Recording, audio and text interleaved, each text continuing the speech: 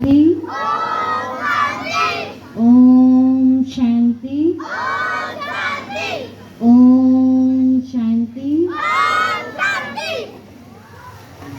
सबसे पहले आप सभी परमपिता परमात्मा शिव बाबा के अविनाशी आत्माएं इस प्रांगण देवियों की झांकी देखने के लिए आए हैं।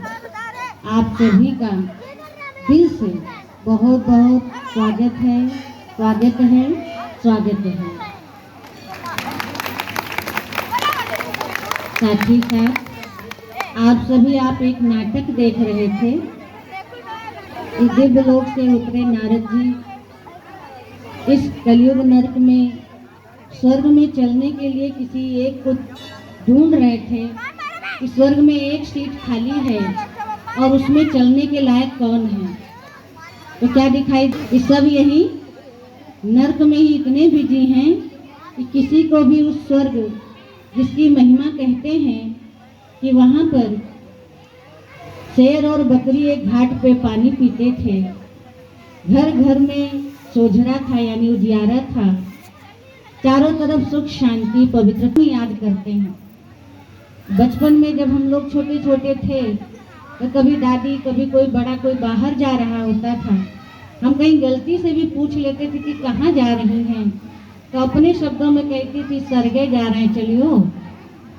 बिना मतलब का कोई मतलब नहीं था उससे, फिर भी हम भी नहीं जानते इसका क्या मतलब। हम जब स्वर्ग चल रहे हैं, चलना है तो जिस स्वर्ग को हम लोग आए हैं, जब भी हमारे घर से कोई शरीर छोड़ता है तो स्वर्गवासी है।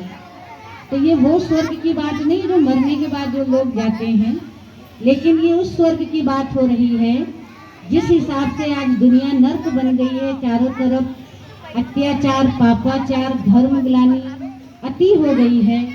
नई दुनिया थी जिसको स्वर्ग, सतयुग, वैकुंठ, पैराडाइज कहा जाता है, बहिष्ठ कहा जाता है।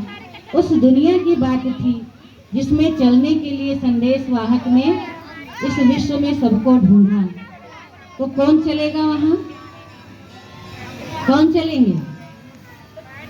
सभी चलेंगे। सभी हाथ उठाएंगे। सभी चलना चाहते हैं क्योंकि हम भारतवासी अनेक जन्मों से जब भी परमात्मा या किसी भी देवी देवता के आगे जाते हैं तो हम हमेशा सुख और शांति मांगते हैं। हमेशा जब भी जाएंगे ना मंदिर में, क्या कहेंगे? एक तो कहते हैं हे भगवान हमको दिव्य बुद्धि देना, और दूसरा कहते हैं हमारे घर में सुख शांति बनाए रखना। तो ऐसी दुनिया में चलने के लिए हमको भी अपने जीवन में आश्रित को छोड़कर देवत्व को धारण करना है। आश्रित माना जिसके अंदर अभी बुराइयां हैं, अवगुण हैं, विकार हैं, कमजोरियां आश्रित के मार्ग पर चल रहे हैं, और जिनके अंदर दिव्य गुण हो, अच्छाइयां हो, शक्तियां हो, तो वो कौन है? दैविक गुण वाले मनुष्य। जैसे देवी देवताओं की हम महिमा करते हैं कि देवी देवताएं सर्वगुण संपन्न थे, 16 कला संपूर्ण थे, संपूर्ण निर्विकारी थे, मर्यादा पुरुषोत्तम थे, अहिंसा परमो धर्म था उनके जीवन का लक्ष्य। ऐसे हमारे जीवन में भी जब ये दिव्य गुण की धारणा हो जाएगी तो हम सभी स्वर्ग में चलने के योग्य बन जाएंगे। और इसीलिए परमपिता परमात्मा शिव परम धाम से इस नर्क रूपी सृष्टि में आकर के साधारण तन में प्रवेश होकर के हमें वो दिव्य गुणों की धारणा कैसे करें वो स्वयं सिखलाते हैं, जिसकी शिक्षा, राजयोग की शिक्षा प्रजापिता ब्रह्मा कुमारी ईश्वरीय विश्वविद्यालय में निःशुल्क दी जाती है। कोई खर्चा नहीं है, केवल 1 घंटे का, जीवन के 24 घंटे में से 1 घंटा देना है, जो आप सभी को बड़ा महंगा लगता है। कहते हैं हमारे पास सब कुछ है लेकिन टाइम नहीं है, तो उसके लिए 1 घंटा दे करके हम स्वर्ग में चलने के लायक बन सकते हैं। हमारे भारत देश में जिनकी आज हम पूजा करते हैं, आज चैतन्य देवी की झांकी आप सभी देखने आए हैं। झांकी को देखते ये भी अपने अंदर झांकना कि हम कहाँ तक अभी पहुँचे हैं। क्या करें जो हम इन चैतन्य देवियों के आगे उनके समान हम बन सके। तो आपको एक छोटी बात याद दिलाते हैं कि आज का मनुष्य जो है मन और कर्म, मन बोल और कर्म से किस प्रकार से दूषित हो गया है, जिसके कारण आज सारी दुनिया रौरव नर्क बन गई है। आपके ही इतिहास में उसका वर्णन है। अगर आप सच्ची दिल से उसको याद करेंगे, उसके बारे में सोचेंगे, तो आज आप देखेंगे घर घर में वही व्यवस्था चल रही है। जो घर घर में रामायण, महाभारत, कैकेयी, मंथरा, शूर्पणखा जैसे लोग विद्यमान हैं। कहीं जाने की बात, जो मन के दूषित होने के कारण मंथरा ने कैकेयी को एक संकल्प ट्रांसफर कर दिया। मालूम है कौन सा संकल्प था वो? किसको मालूम है? मंथरा ने कैकेयी को एक मन में सोची हुई विचार ट्रांसफर कर दिया है ना, उसके मन को फाड़ दिया। वो क्या था कि तुम क्या करो, इस समय यही मौका है राजा दशरथ से 2 वरदान मांगने का। एक तो श्री रामचंद्र जी को 14 वर्ष का वनवास, और दूसरा अपने बेटे के लिए राज्यभार। और ऐसा करने से क्या हुआ, राम जी तो वनवास चले गए जो उनका प्रिय पुत्र था, और दशरथ ने भी राज्यपाट को त्याग दिया। भारत ने भी राज्यपाट त्याग दिया, दशरथ जी ने शरीर त्याग दिया, और तीनों रानियां विधवा हो गई। इस दूषित विकार के कारण मन का दोष। और दूसरी बात, बोल के ऊपर द्रौपदी ने हंसी मजाक में कहा था, क्या कहा था? अंधे की औलाद अंधा। उसके कारण से इतना बड़ा महाभारत हो गया। आप सभी अनुभवी हैं। और तीसरा, कर्म दूषित का दोष कि रावण जो लंका का राजा था, है ना, जो प्रकृति को भी अपने मुट्ठी में रखे हुए था, और उसने ऐसा कर्म कर डाला कि पराई स्त्री को उठा करके अपने घर में रख लिया, और उसके कारण से उसका पूरा वंश समाप्त हो गया, यानी सारी रामायण उसके ऊपर बन गई। और ये घटनाएं आज हर एक के घर में है कि नहीं है? सभी के घर में ये ना, क्या कहेंगे, कैकेयी, मंथरा, शूर्पणखा सब मिलेंगी। तो हम अगर स्वर्ग में चलना चाहते हैं तो अपने मन को, वचन को, कर्म को क्या करें? दूषित होने से बचाएं, परमात्मा की याद और श्रीमत को अपनाएं, तो हमारा जीवन दिव्य और श्रेष्ठ बन सकता है। आज अभी राहुल भाई बता रहे थे कि नारी का सम्मान करें, बेटियों का सम्मान करें।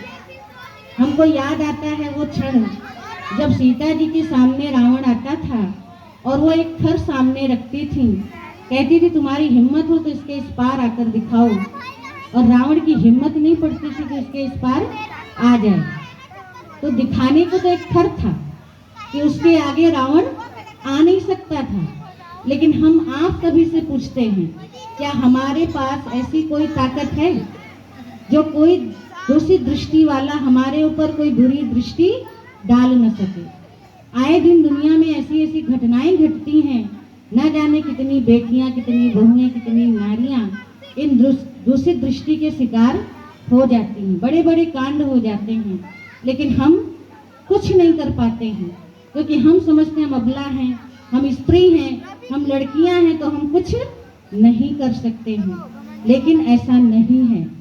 हमारे अंदर अगर आत्मबल जग जाए, हम शिव परमात्मा की संतान हैं, अगर इस स्मृति में स्थित हो जाएं, तो हमारे पास जो अष्टभुजाधारी दुर्गा आपको दिखाई दे रही हैं, वो 8 शक्तियां अपने अंदर आ सकती हैं। और हमारे अंदर कोई भी आसुरी प्रवृत्ति वाला मनुष्य आंख उठा के देखने की बजाय तो वो तो छोड़िए, लेकिन हमें सामने हमारे ठहर भी नहीं सकता है। वो बल हमारे अंदर आना चाहिए, और वो बल है पवित्रता का। मन से भी पवित्र, वचन से भी पवित्र, और कर्म से भी पवित्र। लेकिन ये धारणा हो कैसे? उसके लिए स्वयं परमात्मा, जो परमपिता परमात्मा शिव है, सर्वशक्तिमान है, हम आप सभी का पारलौकिक पिता है। वो स्वयं हमें जागृत करने आया है, स्वयं अपनी शक्तियां हमें देने आया है। लेकिन भगवान भी मजबूर है, क्योंकि जब तक हम नहीं जागेंगे, अपने सोए हुए बुद्धि को नहीं जगाएंगे, तब तक उनकी शक्तियां हमारे पास नहीं आएंगी। तो जगाने के लिए, बुद्धि का ताला खोलने के लिए परमात्मा स्वयं आकर राजयोग के ज्ञान के द्वारा हम सभी आत्माओं को लाभवान कर रहे हैं। आपसे भी अनुरोध है कि आप भी अपने 24 घंटे से एक घड़ी की भी आधी की भी पुनः आधी घड़ी दे करके अपनी आत्मा की ज्योति जगाएं। और अगर आप सब आत्माएं जग गईं, अपने अस्तित्व को पहचान लिया, तो वो दिन दूर नहीं जो परमात्मा ने लक्ष्य रखा है कि मुझे नारियों के द्वारा स्वर्ग बनाना है।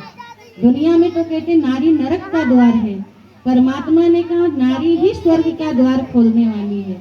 इसलिए इस संस्था का जो हेड है वो स्त्री यानी कि नारी है। इसका नाम ही है प्रजापिता ब्रह्मा कुमारी ईश्वरीय विश्वविद्यालय। तो यहाँ पर नारी संचालित करने वाली बनी है।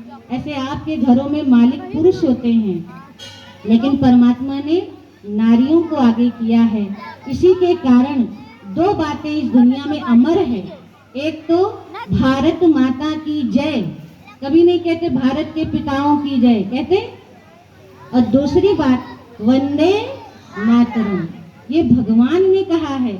इसलिए दुनिया भले नर्क बन गई है, एकदम क्या कहते नीच से नीच बन गई, लेकिन ये नारा आज भी हम क्या करते हैं, बड़े सम्मान से लगाते हैं। तो हमें भी आप कुमारियों को, बच्चियों को, माताओं को ये कहते हुए बड़ा हर्ष हो रहा है कि आपका समय आ गया है।